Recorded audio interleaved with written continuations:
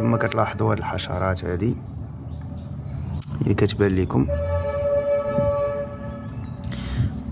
ها هي هاد الحشرات هي حشرات المن، وهذا بروتين طبيعي لطائر الحسون.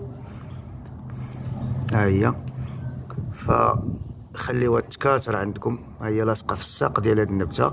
فانا كنقلع هاد الساق هادي، كنجيب واحد المقص بحال هكا كما كتلاحظوا، وتنقطع هاد الساق هادي من هنا، وكنقدمها لطائر الحسون كيتغدى عليها. فراه العشق ديالو هادي.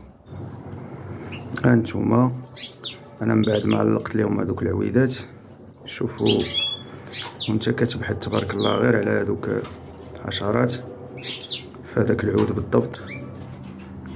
هيا هبطت لتحت كتاكلهم تاني من الاسفل. الذكر حتى هو مشى كياكلهم.